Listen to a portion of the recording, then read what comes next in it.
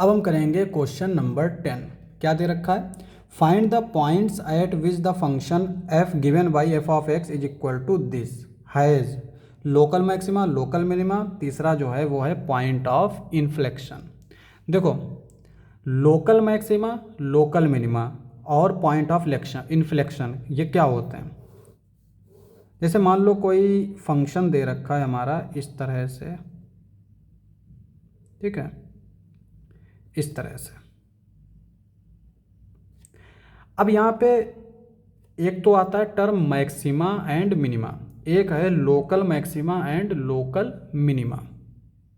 तो मैक्सिमा और मिनिमा क्या होता है? ऐसा पॉइंट जिसके ऊपर पूरा फंक्शन या तो मैक्सिमा हो या फिर पूरा फंक्शन मिनिमा हो। लोकल मैक्सिमा लोकल मिनिमा क्या होता है? जो टर्निंग पॉइंट्स हैं, जैसे एक ये टर्निंग पॉइंट हुआ, ये हुआ, और यहाँ पे ये वैसे दिख नहीं रहा है, ये टर्निंग पॉइंट हुआ, ये टर्निंग पॉइंट हुआ। इन टर्निंग पॉइंट्स में जो मैक्सिमम होगा उसको लोकल मैक्सिमा बोलते हैं और जो मिनिमम होगा उसको हम लोकल मिनिमा बोलते हैं।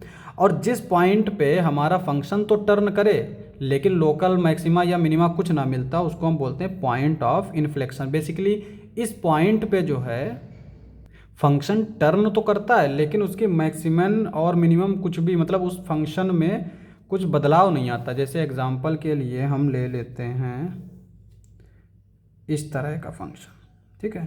तो यहाँ पे हम देख सकते हैं कि इस पॉइंट पे ये फंक्शन टर्न कर रहा है लेकिन इस पॉइंट पे मैक्सिमा मिनिमा कुछ नहीं मिल रहा है।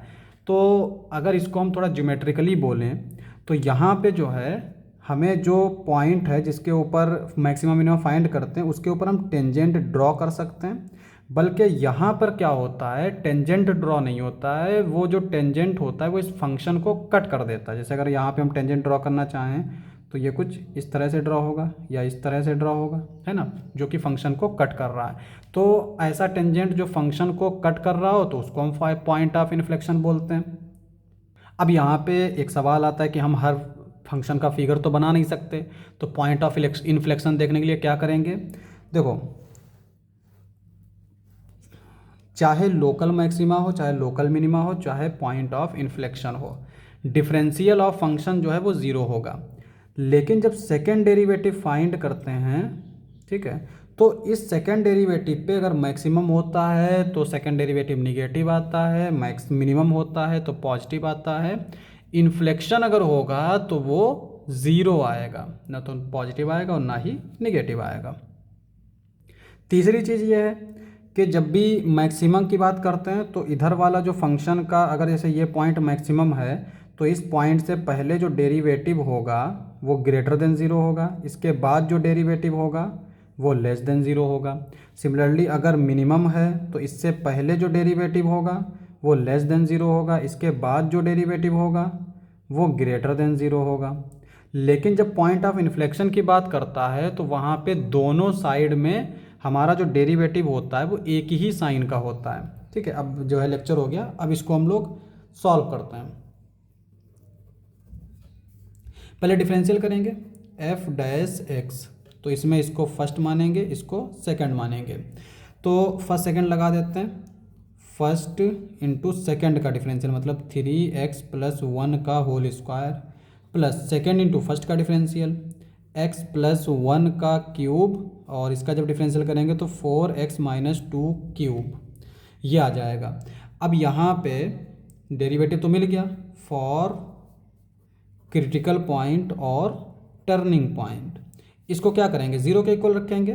तो यहाँ पे x - 2 की पावर 4, x + 1 की पावर 2 प्लस x + 1 की पावर 3, 4 यहाँ लिख लेंगे, x - 2 की पावर 3 इज इक्वल टू 0 होगा। यहाँ से जो कॉमन मिल रहा है उसको कॉमन ले लेंगे। तो क्या कॉमन मिल रहा है? x - 2 का होल क्यूब, ये कॉमन मिल रहा है। x + 1 का होल स्क्वायर, ये कॉमन मिल रहा है। तो क्या बचेगा यहाँ पे? x - 2 और वो भी साथ में 3 भी plus 4x + 1 is equal to 0। तो ये आ जाएगा x + 1 का होल स्क्वायर, x - 2 का होल क्यूब। यहाँ पे जो बचेगा वो बचेगा 3x -6 + 4x + 4 = 0। तो वैल्यू आ जाएगी x + 1 का होल स्क्वायर, x - 2 का होल क्यूब।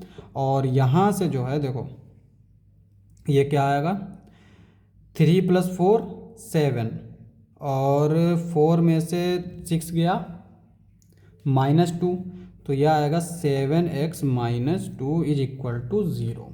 तो यहाँ से x की वैल्यू कौन कौन सी आएंगी, x + 1 का होल स्क्वायर 0, यानी या तो ये 0 होगा, या तो ये 0 होगा, या तो ये 0 होगा। तो x की वैल्यू एक तो आएगी -1, 2 और 2/7। अब इसको हम लोग साइन रूल से करेंगे। देखो पहले इन पॉइंट को नंबर लाइन पे लिख लेते हैं। -1 यहाँ कहीं पे होगा, 2/7 इसके बाद आएगा, इस सबसे बड़ा नंबर होता है 2। अब यहाँ पे अगर हम 2 से बड़ी कोई भी वैल्यू रखते हैं, मान लो हमने रखा 3, ठीक है, तो 3 प्लस, बेसिकली हम लोग डिफरेंशियल वाले पर जाते हैं। यहाँ पे देखो 3 + 1 यानी 4, ये तो हमारा हमेशा पॉजिटिव रहेगा। यहाँ पे देखो 3 - 2 क्या आएगा, 1। यहाँ पे 3 - 2 1, तो बेसिकली क्या रहेगा, पॉजिटिव रहेगा। यानी अगर 2 से बड़ी वैल्यू रखेंगे तो ये हमेशा पॉजिटिव ही आएगा। उसके बाद में अगर हम 2/7 और 2 के बीच की वैल्यू रखते हैं तो क्या आएगा, देखो ये हमारा 1 से छोटा है, इसका मतलब इसके बीच में 1 भी आएगा। तो अगर हम 1 रख देते हैं तो यहाँ पे f'1 ये क्या आएगा, 1 - 2 की पावर 4 3, 1 + 1 की पावर 2 प्लस 1 + 1 की पावर 3 4, 1 - 2 की पावर 3।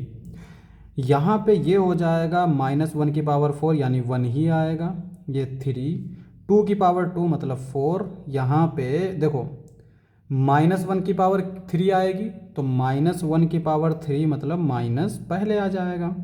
और ये 2 की पावर 3, 2 2 = 4, 2 = 8, 8 4 = 8 दूनी 16, 8 24, 8 चक्कू 32, तो ये आ जाएगा 32। 12 - 32 यानी कि बेसिकली ये <0 यानी निगेटिव आ रहा है, तो इसके बीच में हमारा निगेटिव आएगा। इसके और इसके बीच में 0 आता है, तो 0 पे चेक कर लेंगे। तो 0 अगर हम रखेंगे तो ये तो पॉजिटिव रहेगा, ये भी स्क्वायर वाला टर्म ये भी पॉजिटिव रहेगा। यहाँ पे अगर हम 0 रखेंगे तो ये आ जाएगा 1 की पावर 3, और फिर इसको हम सॉल्व ही कर लेते हैं।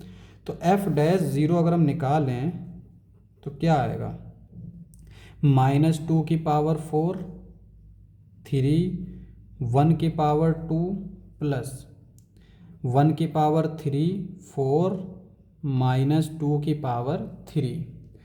यहाँ पे अगर हम देखें तो इसकी वैल्यू क्या आएगी, 16 × 3 प्लस ये आ गया 4 × -8, माइनस पहले लगा दो, 48 32। बेसिकली ये क्या आ रहा है, पॉजिटिव आ रहा है, तो ये वाला टर्म हो जाएगा पॉजिटिव। अब -1 से पहले वाला रख के देखो, तो -1 से अगर हम पहले का नंबर कोई भी रखते हैं, -2 रख लेते हैं, तो ये हमेशा जो है पॉजिटिव ही आएगा। रख के देख लो, अगर हम -1 से पहले वाला कोई नंबर रखते हैं तो माइनस का, तो बेसिकली हम लोग यहाँ पे भी रख सकते हैं, क्योंकि हमने जो f' निकाला है वो इसी को तो सिंप्लीफाई किया है। लेकिन यहाँ से हमने 3 और 4 को, हाँ सेम चीज़ है, यहीं पे हम रख सकते हैं। तो -2 अगर हम यहाँ पे रखें ये तो पॉजिटिव रहेगा। ये देखो यहाँ पे -2 रखेंगे तो ये माइनस का 4 क्यूब, तो यानी निगेटिव आ जाएगा। लेकिन जब हम यहाँ पे -2 रखेंगे तो 7 2 = 14, माइनस का 14 माइनस का 2, तो एक तो हमारा ये निगेटिव हो जाएगा, एक ये निगेटिव हो जाएगा, ये तो पॉजिटिव रहेगा। निगेटिव इंटू निगेटिव पॉजिटिव, तो ये आ गया पॉजिटिव। अब जहाँ पे साइन चेंज होता है वो हमारा मैक्सिमा मिनिमा बताता है, लेकिन जहाँ पे साइन चेंज नहीं होता है उसी को हम बोलते हैं point of inflection, simple definition. तो यहाँ पे देखो साइन चेंज नहीं हो रहा, इसका मतलब x = -1 is point of inflection, यानी थर्ड वाले का आंसर मिल गया। उसके बाद में यहाँ पॉजिटिव से निगेटिव जा रहा है, तो पॉजिटिव से निगेटिव यानी इस तरह से जा रहा है, तो ये क्या होगा, लोकल मैक्सिमा। तो ये मिल गया हमें फर्स्ट वाले का answer x is equal to 2 is a local maxima. Third वाला सेकंड वाला बचा है, वो क्या है, लोकल मिनिमा। अब यहाँ पे हमने क्या किया, सॉरी यहाँ पे 2/7 होगा, क्योंकि यहाँ पे इससे पॉजिटिव से निगेटिव जा रहा है, निगेटिव से पॉजिटिव, निगेटिव से पॉजिटिव का मतलब देखो ये निगेटिव था, चलते चलते फिर पॉजिटिव हो गया, तो निगेटिव से पॉजिटिव, तो ये जो पॉइंट है ये क्या है, लोकल मिनिमा। तो x इज इक्वल टू 2 जो है इज अ लोकल मिनिमा, ये आएगा बेसिकली, तो ये हमारा आंसर हो जाएगा।